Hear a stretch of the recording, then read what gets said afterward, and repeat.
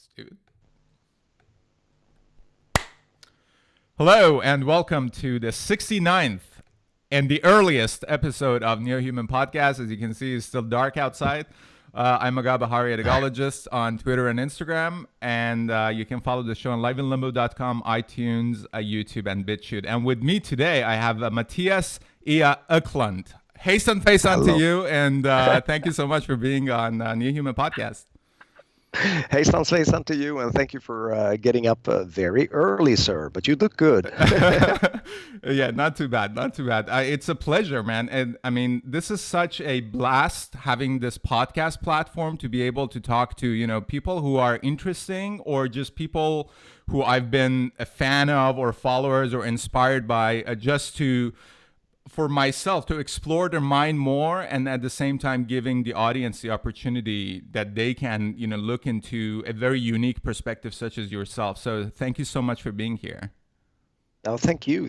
You had quite an interesting list of people. I was impressed. It's like, why does he want to talk to me? I'm just the Viking metal fake guitar god. Fake.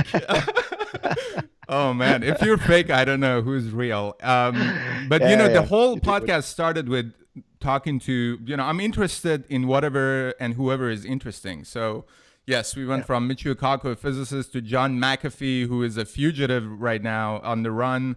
And back to the where it all began for me, music, and with you, who inspired me so much in the past couple of months. But let's start with your background, the lives you've lived, the work you've done, and what do you mainly focus on now these days? Well, I think since I was a sperm, I've been into music. That's my thing. And as I wrote in today's Freak Audio Lab video kind of description as well, I think music is more important than ever right now.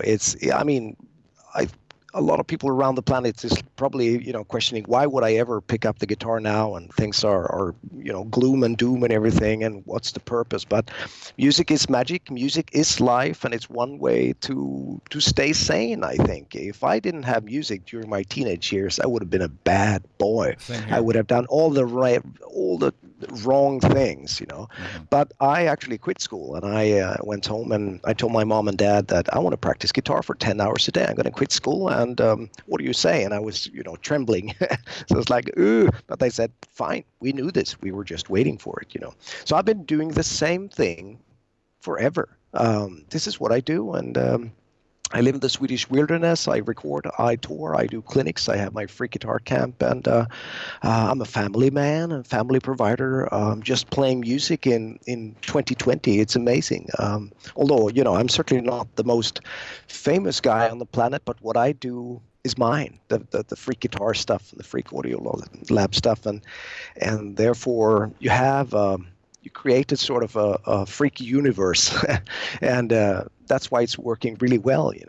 I've turned down numerous of really, how should I say, lucrative offers and stuff like that, and join our very big band and go on the road and make tons of money, and because I'm interested in music and music only, so I have no clue what I'm talking about. I'm just talking because I have an opening in my face.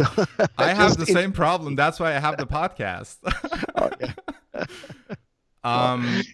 I like it when you mentioned, I can't remember what video was exactly, that Frank Zappa said basically all the works that you do is one singular track. It's obvious that you are very considerate with respect to what you're producing, and you might not be the most famous, but you're one of the most unique, not only guitar players but musicians. And actually, I was very interested when you start talking about in today's video about how you come up with the music, that you said if something is not yours and it's not Mattias Eklundh signature or sound, you just get rid of it. Is it like a conscious kind of a process that you go through, or you just let whatever comes through and then you process it later?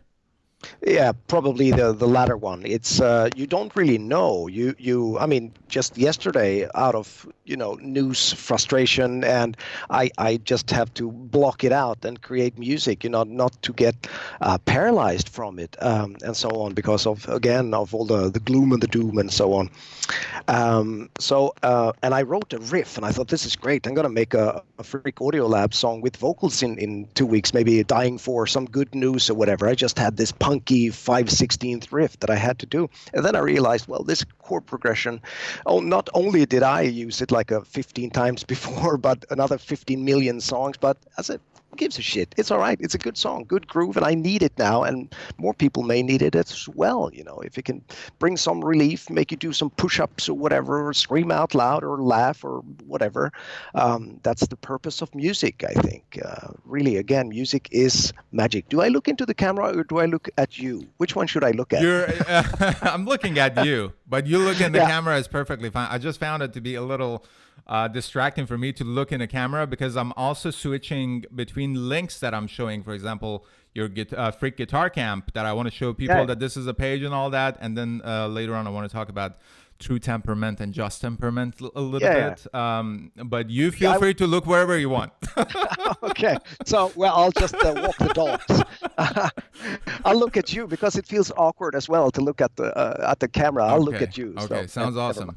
Yes, Would you walk us through a process of you making a music? Here's an example. A reshuffling of atoms, which is just mind-blowing. I know the first idea came out from another mind-blowing piece, Conical Yes. Duet. Yes. And then what Very happens? Well, it's really, I mean, first of all, it's practice music, but practice music, it's made for the freak guitar campers. But then I say to myself, okay, so I have a bunch of wonderful campers from all over the world, but what we do in the Swedish woods is pretty isolated, and nobody else gets to hear. So that's why I make YouTube videos and playthrough videos and put it up on, Google Play and iTunes and Spotify and everything. But what it is, it's really a compression of where I am in my musical life right now. A year goes by, I pick up things, I listen to old recordings of Indian music, or I bump into something like Conical Conversation. I see other people doing it for me and my Indian friends, in a wrong way. White folks who interpret just nailing the notes. It's not what it's about. It's how you divide it and everything. So arrogant Swedish bastard as I am, I had to make okay, this is how it's divided. It's not about just this, again, the Frank Zappa thing. Information is not knowledge. It's one thing to learn something, but do you actually understand it? That's a big difference. That's the theme of the life that we're living right now in this world. It is. Yeah. It is. It's really, again, you can name every capital in the world, but you haven't been outside of your home turf, So yeah, that's what I had to do. I had to manifest that riff and slap some Swedish notes onto it. And then it's a lot of different things. It's a theme in 9/2, which is a tricky thing where you basically clap to 8 and then 6/16, turn around and everything. So I take all these musical tools and phrases, and I find useful or stimulating tonality, and I try to build a composition, because even if it's practice music, it still has to have a red thread. And a reshuffling of atoms has become really popular, to my surprise, because I never know. I compose music, how should I say, in the raw. I don't think about it when I do. I find this is interesting. Where do I go from here? Okay, so I need to leave this root, this tonic, to go here because I've been in this place too long. Where do I, yes, I need to do this, and then I listen back because this is boring. 5 minutes ago, it was good. I took a wrong turn, kill your darlings all the time.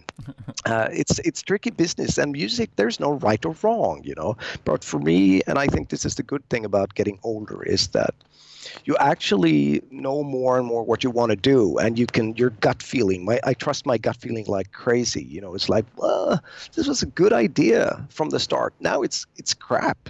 Again, I have to refine it, take away, strip it, get to the point. I get to the core. So a reshuffling of atoms. When I do stuff like this, which is a beefy composition, I don't really I wish I had a little camera that would film the entire process because I have no clue. I sit here in my freak audio lab and I work with it. I drum, I work with percussion, I track guitar, and I try to create ambience and different layers. So this is becoming claustrophobic, or I want it tight, I want it broad, I want it narrow, I want, so it's a journey, and that's music as well. I think a lot of, especially in metal bands, need to, or at least to me, to chop up their stuff and work in a more dynamic way. The human ear gets very, very tired if it's maxed out all the time, just one big fat wave file sausage that's cranked up all the way. You need dynamics, like in life, that's how it is. Music is life. It can be So, scary for some metal players to even consider dynamic. yeah, Um, absolutely. yeah. Absolutely. This gut feeling that you're talking about, you just turned 50, right? So half a century. Oh, yeah. Look, gray beard. That's okay. I like um, being, I have to admit. oh man, when I turned 30, I'm 36. Everything became so much more relaxed. Like the expectations of the youth went away, and it was like I can just chill finally. But this gut Yeah. feeling that you're talking about, was it something that you always had, but you trusted less, or it was something that developed with the age in a stronger manner? It's age, definitely. Yeah. I've never been the guy, and I don't understand this behavior because it's not me. It's probably a Swedish thing that you throw out there, especially today in social media, like you have an embryo of a song and you post it, said, should I work on this? Do you like this? Thumbs up. For me, it's nobody else has got, it's nobody else's business what I do. I present it when my vision is done. You don't have to like it. That's fine. I respect the dislikes as much as I, like the likes, so to speak. But so, yeah, it's my method is very, again, privately. And what was the question again? I forgot. The gut feeling, because this is something Yes. I'm going through as well. The instinct, the difference between instinct and intellect. That's something Yeah. that you feel that it's fine, but maybe theoretically, if you write it down on a paper, oh, this chord progression here is wrong, but it sounds Yeah. good to me. So which one Yes. would you go with? That's the thing. If it sounds good, Yeah. it's good. There's absolutely. I think today another problem is the everything is overanalyzed. Everything is taken apart in bits and pieces, and really it is what it is. If it's good for you, then it's good for you. I would never say this song is bad or this song is good. Oh, why do you listen to that? That's shit. If it's good to you, if it's doing good stuff for you, then it's good. And gut feeling is certainly getting more potent over the years. I trust it like crazy, and I try to don't be afraid to fail because failure is important as well. Do what you got to do, and well, it was not. It was the other day, last week, I posted a gameplay video called Eidilon, Yeah. Greek name, Homeros and everything. And there was one guy who wrote, this is not your finest work. And I said, probably not, but All I right. had to do it anyway. Right. And it's if otherwise I would just again a cramp, oh, I have to level up, I have to be this and that. So, and I'm very sensitive of going where I have been before. It's not interesting at all. I rather fail and try something new than say, yeah, this is it, I found the recipe for success, whatever. This is what they like, I'll do that. It doesn't work like that. In the long run, you have to try to find your own path because it's the only way for me, at least. So yeah, I talk a lot. I have no clue what I'm talking Excellent. I love it. I'm listening to your albums a lot lately, and it's a trip in a way that it's not a Western kind of an approach. It's a very Japanese kind of an approach to me. And Marty Friedman also talks about this, that in Japan, it doesn't matter. You have a ballad, you have something that is completely unrelated, but you want to put them all in one album. It's perfectly acceptable. So about. I can't remember the name of your album, but it has Cross the Rubicon in it. Yeah. And The then smorgasbord. Yeah. yeah. So I'm like blown away by that, and then it comes sexually frustrated fruit fly, and I'm laughing my ass off behind the wheel. Uh, sorry, my wife came into the studio. The door is to the studio is just here to the Freak Audio Lab, and she said, "What are you doing?" As I was, and I am trying to imitate a sexually frustrated fruit fly because there was this Australian kind of research that was. It's true that if fruit flies drink, they become sexually frustrated. But if they stay off the alcohol, they don't dive into an occasional beer, they will be fine. And I thought, who would ever, who would? And then I imagined a sexually frustrated fruit fly who was sort of semi-drunk trying to play the mail order flamenco course thing. And I thought it was hilarious. And even if I am the only guy on the planet finding it funny, it doesn't matter. So the wife opens the door and said, "What are you doing?"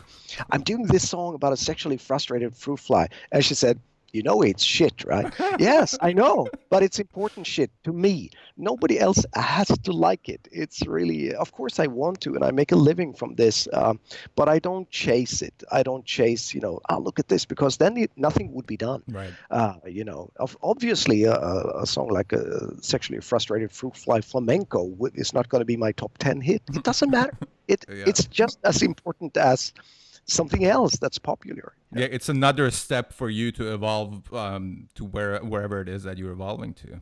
Yes. Yeah. That's it. It's a journey. You mentioned a lot of people are reaching for, or chasing is a very good term, for more likes and more attention and leveling up. There is a problem right now among the guitar community on YouTube, which I'm not following very hardcore, but it just comes up, that a lot of people are pretending to play, or they speeding up their pre-recorded guitar, and then what's going on? It has turned into a sport in many ways. And I remember this is exactly the quality of shredding and guitar playing that turned me off to the whole thing. And it took me about 10 years to discover myself as a guitar player, not a musician, because it's just like, oh, why am I doing this? Just play faster and faster. What's the point of that?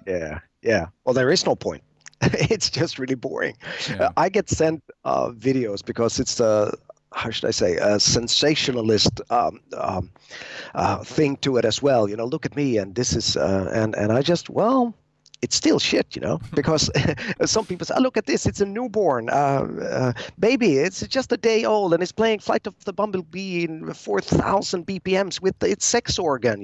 Yes, but it's still shit. It doesn't matter. Yes, it's circus. Fine. If that's what you want to go for, don't send it to me. I am completely uninterested. I listen to old men and women just clapping hands for hours and trying to find, and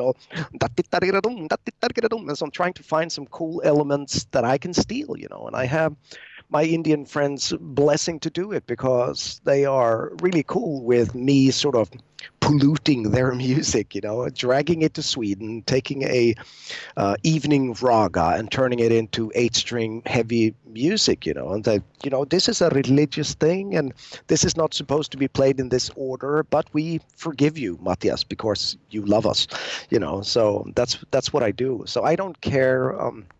Obviously, you can see when it's fake guitar playing. It's like the guitar is a messy instrument, and I use the volume pedal. So people, even I have been accused of fake guitar playing. When I did some sweep picking, it's like, it's not that clean. It's dirty and messy, but I use the volume pedal. So yes, I am sort of quiet in between, but it's nothing fake about it. It is what it is, So yeah, I remember you were talking about playing with a choir.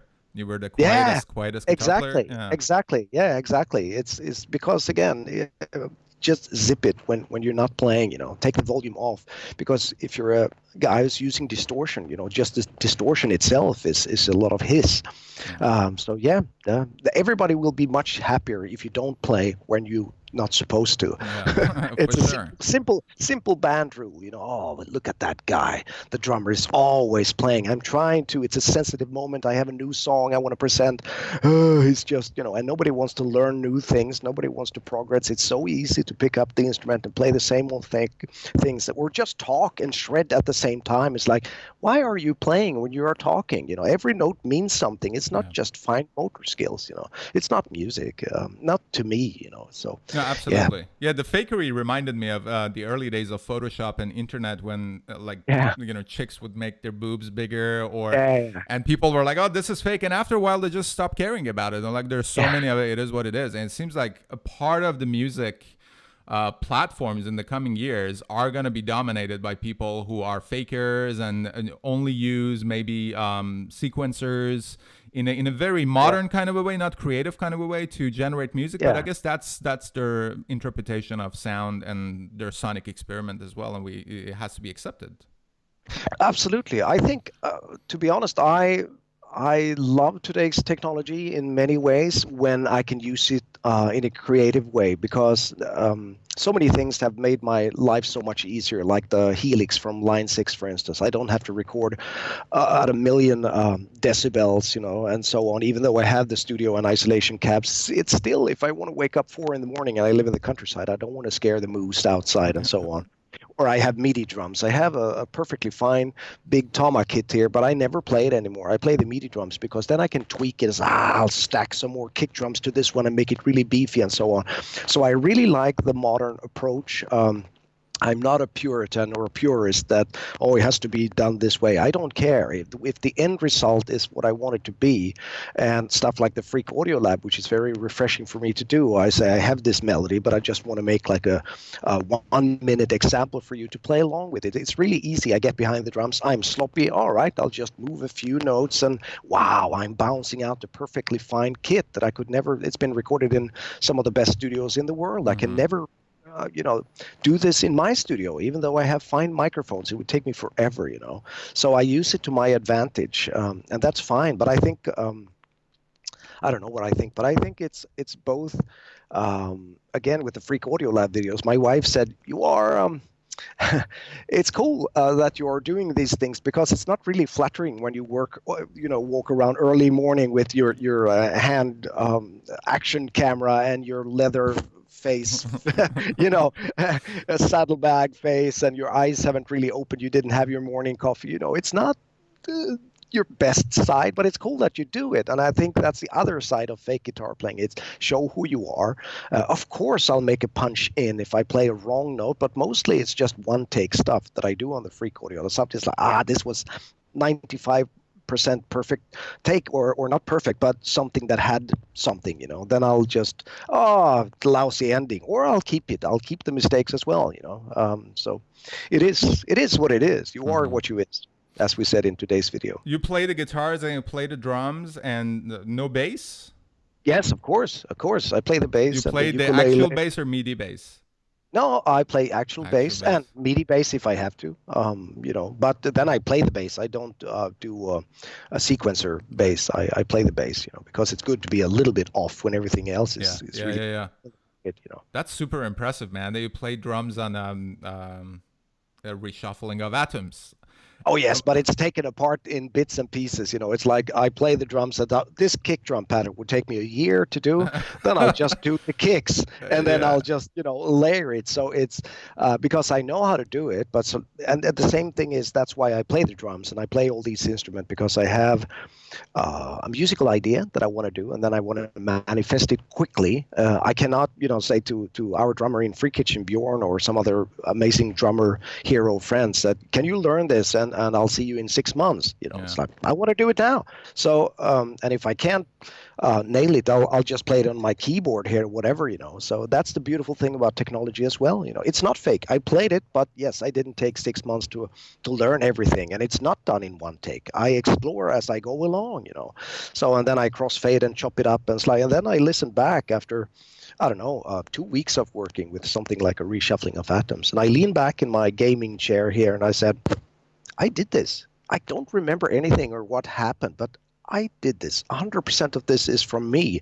How did this happen? I don't know. I created a beast, and I love that. That's a really cool experience and a kick, and to move onwards, like, this is amazing. I think there was, I don't know which one, improvisation or something like that, Freak Audio Lab video, where I just tried the Helix device out, just taking a different sound for one chord, just playing a G and a D, and see how many layers I could do. And it was just grow. And at the end, it's like, wow, this is huge. And it's just me. You open up all the channels, and it's amazing. Music is really, again, for me, a big purpose of life, really. I talk a lot. No, I love it. I love it. Please don't. But the solos that you play, it's improvised, right? Because I noticed that the solo on Reshuffling of Atoms still give me goosebumps, especially you do a phrase. I don't want to do it with my mouth, but it's just, oh my God, it's amazing. But then you don't redo that, right? It's an improvisation, and then you move on to another interpretation of it whenever you perform it. Exactly, and that's also a beautiful thing about improvisation, and I like that when that the Frank Zappa approach, that you have something really strict, super duper written music. This is exactly how it's supposed to to be performed, and then it's open territory, and you Yeah. go crazy and you try things, and you try to build a composition within the composition and so on. And it's tricky business because I try to do everything in one take, and then you're at the end of a 10, 12, 15-minute song, and you have the outro solo, and you starting to lose it or whatever, So I don't want to redo it, so you have to dig deep and try to focus as much as you can, and so but I like it. I like it, and now I edit video. I buy good cameras. I have shit cameras for traveling, and it's a beautiful thing that you can sit in the wilderness of Sweden and have a fast fiber connection and create something out of nothing, and then upload it to the world, and that's really really cool. It must be a very rewarding experience too, to share what you've learned and get people's feedback the way that you didn't expect them. Yeah, it's amazing. Yeah. It really is. It's a cool thing. I do it for myself. I have to be in that egoistical kind of way. I do it because I'm interested in doing it. But of course, it's really rewarding. And once I sort of put it out there, I let it go. It's not mine anymore. I just let it float away, and I'm somewhere else in my thought process and so on. And then I look in every once in a while. It's like, wow, great, good, lovely comment or whatever. It's not about the views. It's not about the likes, but one comment, can just change the day, and so somebody really got it, or it did something to someone. That's a beautiful thing. But I do it for myself. I have to be honest. Yeah. Your process sounds so familiar to me compared to Alan Holdsworth.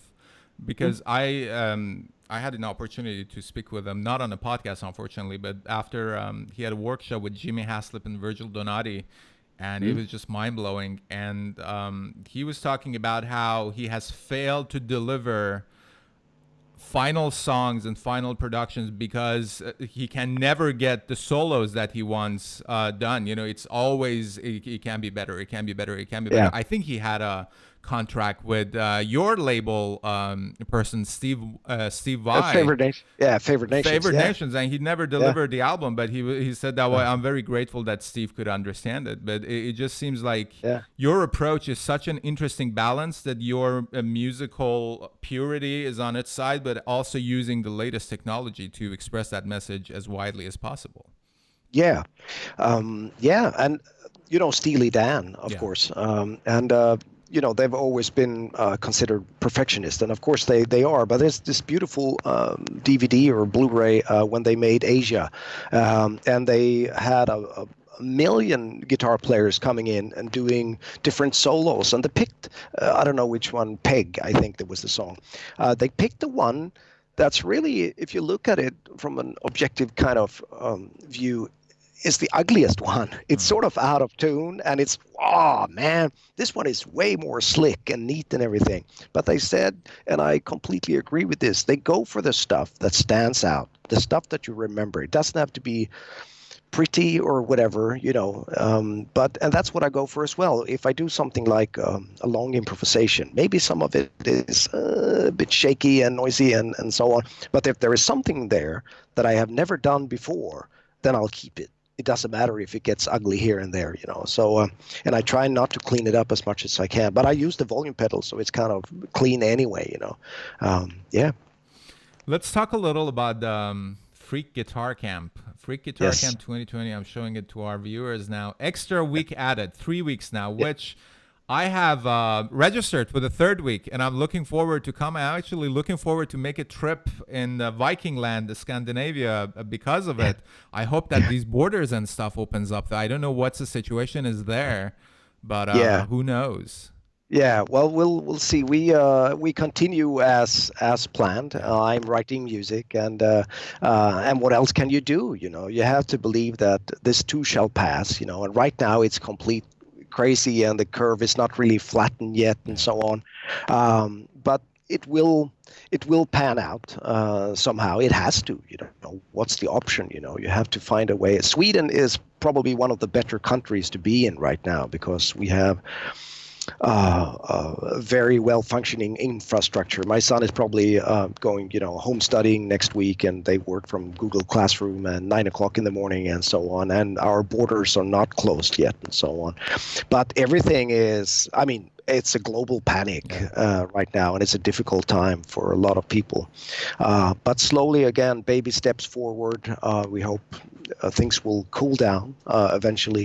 You keep it under control, and it's just March as of now. So, and we're talking August. So I can't see a summer without the free guitar camp. I really can't. Otherwise we'll do it via Skype. 100 guitar players Wow. online at the same time. You've been doing There it will be a since camp. you've been doing it since 1999. Is that right? Yeah. Yeah, absolute madness every summer. So there will be a camp in one way or the other, I promise. So what is the objective of Free Guitar Camp? The objective is, again, celebrate life, and you get together in the Swedish woods with people from all over the world. And I teach for 6 days in one class. I climb my guru chair, and some people come there every once in a while to, I'm going to shred my pants off, and they have the whatever signature guitar stuff. And then they realize the first day is we clap hands and, do some chronicle and check out the notation and talk about this and that or whatever. So but for me, it's the best thing. There is nothing like it. It's such an amazing experience. And I think I get just as much as the campers, if not more. Especially now in these weird, turbulent times, we stay in touch and send love. And I just wrote my Italian friends this morning, how you doing? How is it going on the balconies of Milan and so on? Hang in there. And we are here in Sweden waiting for everyone. It's really like that. So, and music is without being naive, it's really a strong power. Of course, absolutely. You need to pay. So it is. And the camp is just getting more and more important. And this year it was sold out in a day. And I was just, oh man, it was what's going on? Because how should I say, downfall is probably the wrong word, but I'm 50 years old. I've done this forever. And it's all right for me if it's slowly going down. It's okay. I've accepted this 10 years ago, but it's not. It's just growing. How are you going down? I was going to ask. This is going down? No. No. It's just getting more, because it's an important thing. If you've been there, you realize it's doing something to you to be in the Swedish woods with like-minded people and block everything out. We don't have any Wi-Fi. There are no TVs, no newspapers, no gloom and doom. We have beautiful vegetarian food. You can go swim in the lake and have a sauna, and then it's guitar. And we have stimulating guests that are, again, like-minded. So it's a wonderful thing, and I will do it. That's really how it is. I think I'm gonna do the free guitar camp until I drop dead. That's really that's amazing. That's the plan. That's the plan. I need it. It's a vitamin injection in so many ways. Well, hopefully, because of advancement on science and technology, you'll stay alive for another 500 years, and we'll enjoy whatever comes out of your mind. What is it about Sweden that produces such unique kind of voices like yourself, Jonas Hillberg, Meshuggah? Like, why these kind of sounds is not coming, for example, from Switzerland or France? I don't know. There's good stuff from Switzerland as France as well, but I don't know. Maybe it's got something to do with location, where we are, and we are only 10 million people, plus 10 million. There's nothing to do here. The winters can be harsh. Right now it's mostly muddy winters and everything, but every once in a while we have snow. I don't know, or maybe it's the welfare system. You have music schools, and my son is playing the French horn. He doesn't give a shit about 8-string guitar. He listens to Eminem and plays the French horn. I listened to him yesterday. Son? He's 12, turning 13. We have a 12-year-old in the house. She loves Billie Eilish. Oh, yeah. Well, I'm picking her up from school. Sometimes I'm listening to Reshuffling of Atoms. She's listening to Billie Eilish. Like, this is how it's supposed to be. Yeah. Left channel, Mattias Eklundh, Billie Eilish, right channel. That's great. That would be a nice combination, like the, cut up technique that William Burroughs and Allen Ginsberg would do with books. They would take the Yeah. scalpel. You should do that. I mean, it's not like you yourself haven't had experience with covering different songs in your own style, like Hell's Bells. What an amazing arrangement. Thank you. Smoke on Water. It's again, I go back to Marty Friedman, because Marty Friedman talks a lot about, hey, don't compliment me on my guitar playing, compliment me on my music. And that's how I feel about you. That's how I feel about him. That's how I feel about, for example, Jeff Beck. I don't care that it's a guitar or whatever. The music is amazing. Yeah. Well, Jeff Beck is one of the guys that I sometimes it's like I get so affected by his playing and his beautiful tone and everything. Is like I tell everybody around, don't talk to me now because I'm going to weep. I can't say anything now. I just sit there. It's like, man, and Derek Trucks is the same. He's got this beautiful intonation. Oh my God. Yeah. It's just, and intonation is really, really important as well. It's also, it's life. Have you seen Derek Trucks live? I have not. One of the best shows, hands down. I saw them twice in Toronto. Once their own concert, and another one, Jeff Coffins was in town, the sax player with Dave Matthews. Dave Matthews Band had the show, and Derek Trucks Band. They just showed up and performed for like 3 hours for free in the town square. Oh, so amazing. Yeah, the way that he is interpreting his guitar playing, very similar to what you're doing, that, hey, I'm just going to take whatever idea from wherever I need and implement it in whatever it is that is coming out. And very specific kind of players are doing that, developing their own sound, that I now can hear 3 notes and like, oh, this is Mattias playing. Or 3 notes, this is Jeff Beck and Derek Trucks. That's amazing. Yeah, it is. And I think it happens. Thank you very much, by the way, for your flattering words. I think it is, again, not being afraid to fail, because if you are too afraid of, oh man, I have to be perfect and everything. I get a lot of these questions. Oh, I have a picking technique when I go from the G string to the B string. It's getting messy. Well, do something else then. Find another way. It doesn't matter if it's sloppy or, life is messy. Life is dirty and greasy and everything. So is music every once in a while. And a guy like Jeff Beck, he can be extremely, how should I say, sloppy, but in a beautiful way. Because, as I said in some, again, Freak Audio Lab video, we can pick up a guitar that's so out of tune. It's like, how's this going to be? And then I start crying because it's so good. I just get, it's the closest thing to the human voice, or even better, I think he's also very minimal with his rig, as are you. For you, it's a guitar and the volume pedal and Laney amp. That's it. Yeah, Laney amp and the Helix. That's it. And the Helix. Yeah. No what do you call the thing? Whammy pedal. Whammy pedal. No whammy pedal. Yeah. Yeah. Amazing. Yeah. I want to talk. Yeah. Sorry, I want to talk a little about your guitar. The difference between just temperament, or I think it's equal temperament, and true temperament. Yeah. Your frets look a little, oh my God, look at that axe. Yes, a little crooked. Yeah, very, very crooked. Look at, let's see, the B flat on the G string. It's a radical difference. I don't know if you see it. Yeah. Are you the first guitar player using this system? Was it built for you?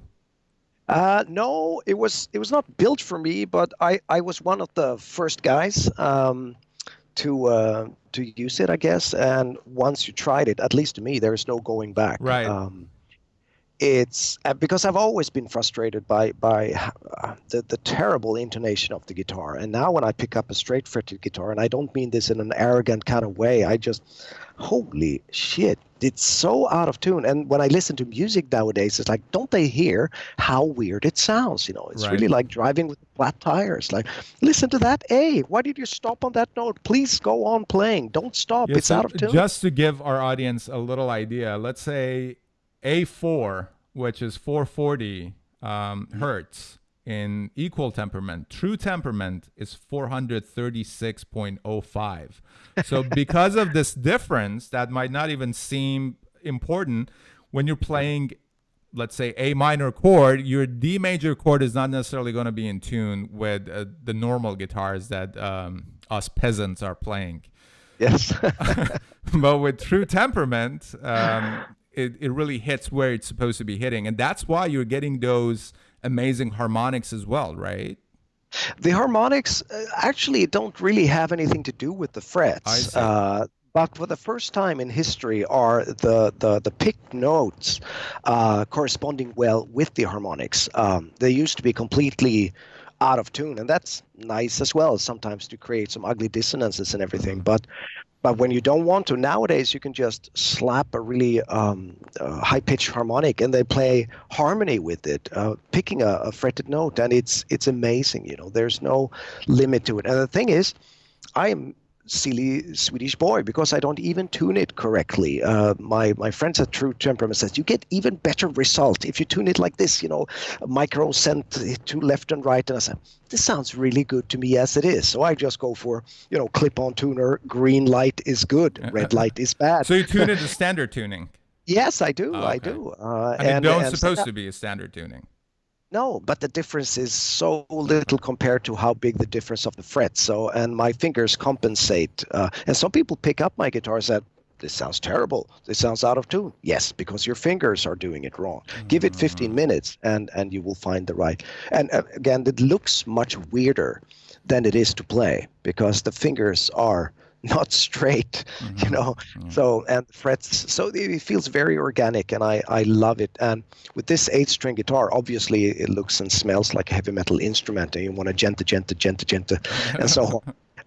But when I sit here and record and just open up some channels and I sit and fool around with the helix and everything, you can do anything. You can really do anything. You can have a chamber orchestra in one instrument if you know and understand the nature of the beast, so to speak. It takes a while to get used to it, but once you do, there's no turning back. I love it. Have you ever got into the microtonal aspect of South Indian music, Carnatic music, or mainly rhythm part of it? The rhythm part, I'd say, because it's still, to my sensitive pagan ear, it sounds so out of tune, so it doesn't really attract me somehow.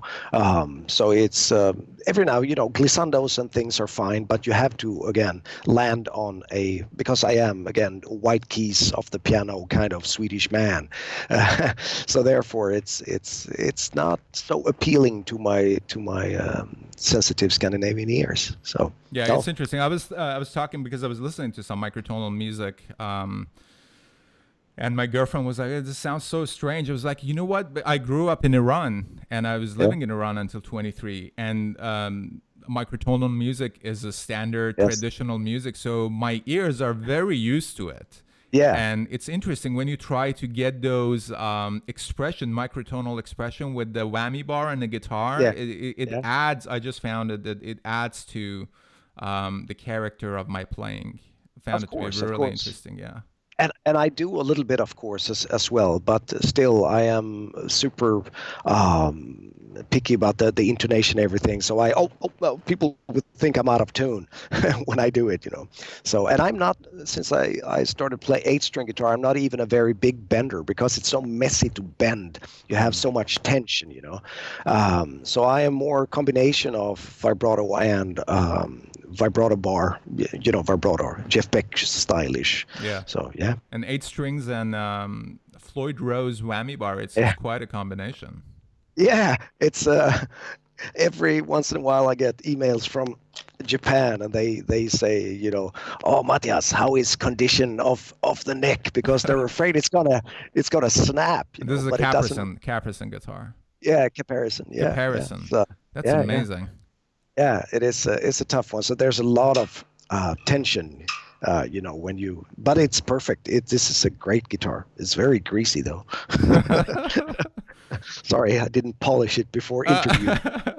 Hey, how would you describe Kunnakol to someone who has no idea what Kunnakol is? Because we talked about it a little bit, and I think it's really important for people to at least be aware of it because it's such an interesting technique. I watched the John McLaughlin DVD about it a couple of years ago, but really it is you that is bringing that whole concept to a new kind of a face for me, because before that it was like, okay, I can count with indie music and maybe some Mahavishnu orchestra or Shakti kind of stuff that it's really not my style, but you open up a new door for me because of that. Oh, thank you very much. I have to admit I know very little. Of course, I know more than most of the people around me and occasional musicians and everything because I've lived with it for quite a while. But it's a vast universe, and I certainly don't pretend I'm an expert because I'm not. I will never be.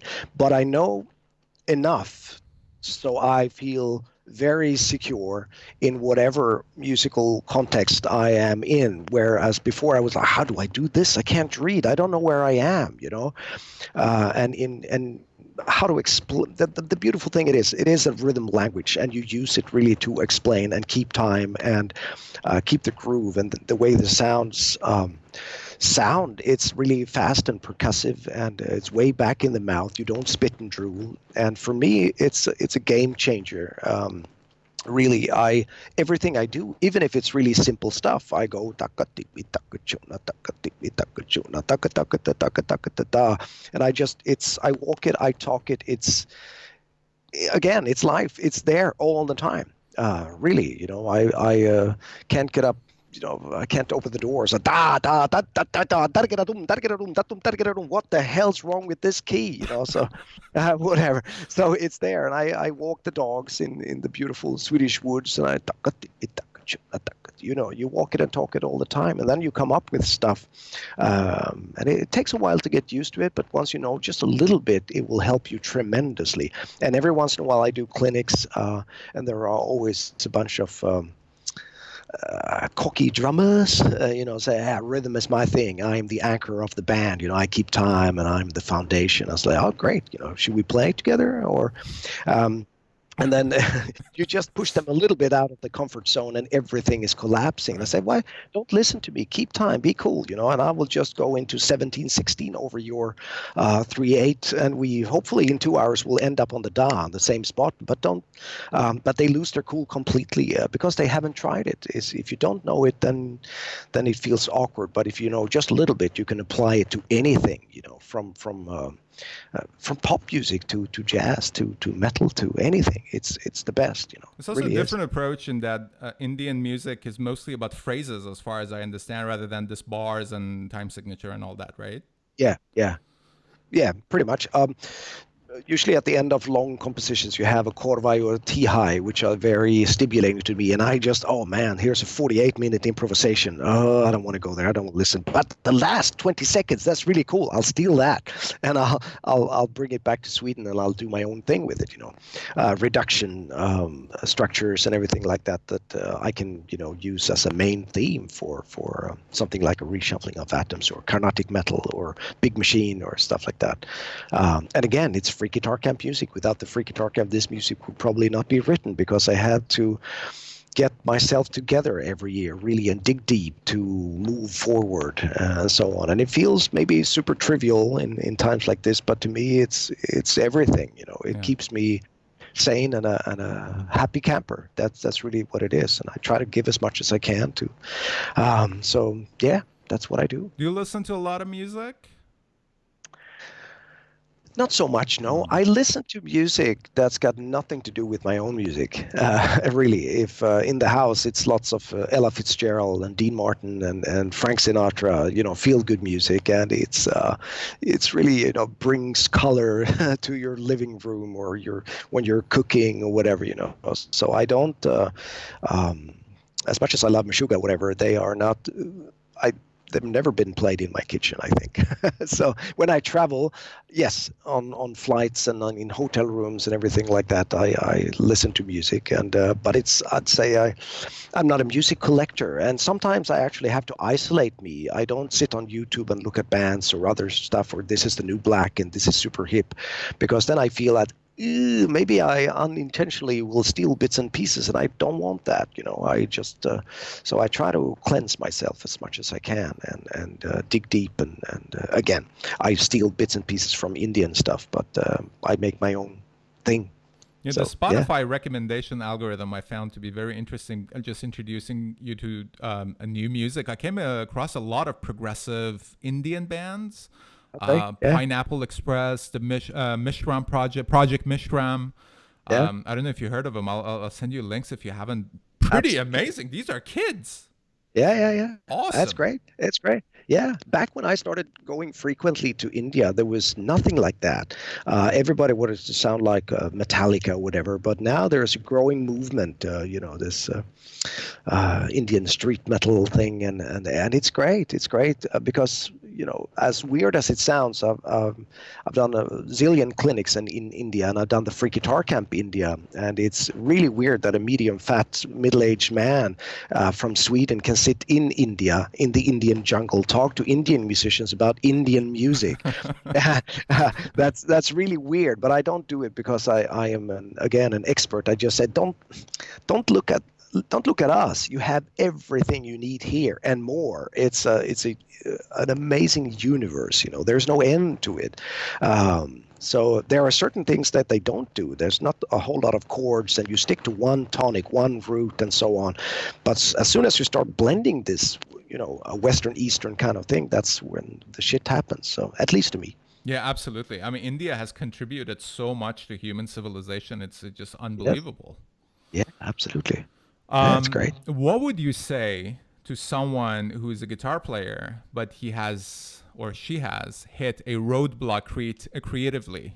I'm sure you've been there. I'm sure you came across people who were like, I'm just repeating myself. Nothing sounds any interesting. I'm getting tired of this sound, and this feels more like a job than a joy. What would you recommend to someone like that? Um, the job aspect is very tricky. I have friends who are, guitar teachers, and they sort of starting to hate music. And when they pick up the guitar, all they can hear is Coldplay or Green Day or that's so that's a tough one. I've never been there. I walked a long, weird, quirky path that in my early years was really, really, I was a poor young man, but I've never been interested in showing covers or whatever. I am very protective. I don't want to burn out. I say no to a lot of things. There's this Buddhist kind of thinking that you have this amount of energy when you are born. Choose what to do with it. So therefore, I refine everything. I say no to this. I realize this is a time-consuming thing. It doesn't matter if the money is awesome. I will still not do it. I rather cut down on something else to be free and create my own music. And if there's nothing coming out this day, maybe tomorrow. But actually, I have to say I've never had like a writer's block. I've never had. To me, it's just a question of really, again, refining time, because stuff takes a lot of time to do. It's not easily. I don't compose something like, again, we speak about reshuffling of atoms all the time, but just an example, this is not done in a day. It will take weeks or months to just come up with enough tools and structures and tonality so therefore now I'm in free guitar camp composing mode. I will now work in isolation here in the Swedish woods for months until we meet. That's really how it is. It takes a long time to try to break new ground, personal ground, at least for yourself. But one thing is if you pick up an instrument, it's like you have a perfectly fine melody. You wake up with the melody, and you can ruin the melody by starting to fiddle around on your instrument before you actually do anything. Try to sort of really carve out the melody. What is it? Because once you start doing your fine motor skills, it's gone. So sometimes I do silly things. I say I pick up the guitar and I'll do the same shit. I play the same crap. Oh, it's amazing. No, it's not. It's just bullocks. And then I force myself to play a combination of three notes that I've never been doing before. Even if it's really bad stuff, it doesn't matter. Bad stuff is important as well, or ugly combination of notes. So I force myself to, no, this is not okay. You've been there, done that. Move on. Find a way. And sometimes you have to back off and take some time off, and you pick up the instrument again. But there's no real method to it. You just have to, I think, avoid things. And again, stay off YouTube and stuff, and just look at everybody else, because it's really draining you of energy. Tell yourself, I'm amazing. I can do this. I'm good. That's. I try to do that, even if it's turning into shit. So, Yeah.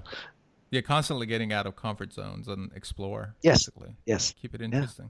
Hey, what's Yes. next for you, and where can our audience follow your work? I already showed Guitar Freak Guitar Camp webpage. Yeah.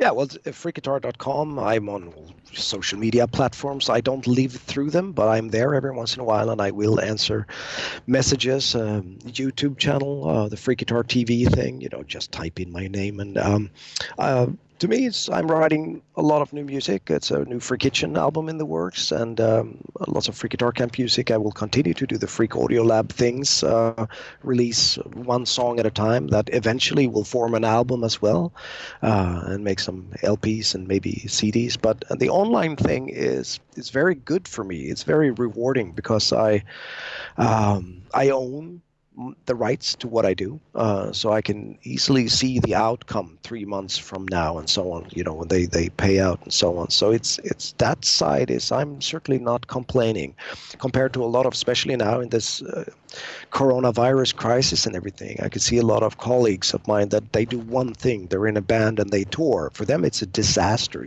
Tours get canceled and everything.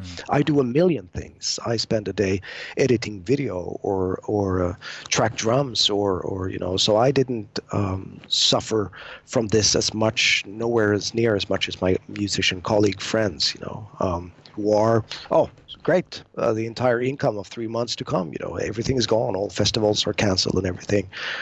But I've always had a palette of things that I do, and it's been protecting me since I became a professional musician in 19 years old, So, hey, do a private student. We can do a Skype lesson. You can do this and that, So I haven't actually done any Skype lessons, but people ask me for it, So That's awesome. Very smart. And I'm glad you mentioned the difference between singles and LPs and CDs, because yeah. it just seems like people attention span are becoming shorter, and the amount of variety that exists out there, it seems like albums might not even be necessary anymore.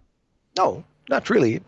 That's another rewarding thing. If you work with something, because I want to keep it fresh, I want to, as I work with, I want to, yes, this is it, great, and I wrap it up, and I say and doing an album all the time can be really exhausting. It's like, oh man, there is so much from the technical point of view, because I do all this stuff, myself, and just editing drums or whatever. It's like, oh, looking at waveforms for a month. It's really, I just want to play, So therefore, when I have an idea, since I have my own studio, I can manifest it. I can have it up and running and reach final production very quickly, and then have it released, worldwide in a split second. And that's I don't know if it's a right or wrong way to go, but that's the way I want to do it right now. And with Free Kitchen, I think we have a more album-based audience in a way, and it's vocal-based, so we'll do 10, 11, 12 songs and release it.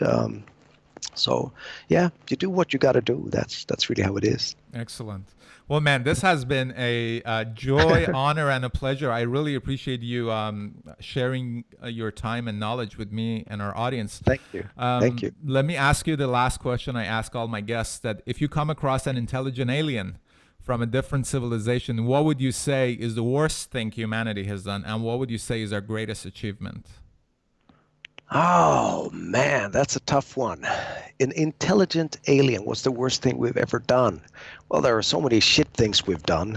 We're just using a very small percentage of our brain. That's a terrible thing, and it really is. So I think that's the worst thing, because that will lead to other bad things, So, and be kind to one another, for fuck's sake, Be kind, help one another, especially now. It's really, it's a weird time. So, but the good thing is, I don't know, love, music. That's a good thing. That's really what I focus on, music, and try to be a good family man and help the elderly and small children and animals. I'm a vegetarian. I donate money to Greenpeace and UNICEF and everything I can. If I have a spare, couple of coronas in my pocket, I'll give it away to someone. You got to do what you got to do. So. I don't know if that answered the question. Absolutely. But, Saint Mattias. No, not at all. I'm certainly no saint. But you got to do good. You got to do good. If you can help, you should try to, especially now. So yeah. Hello.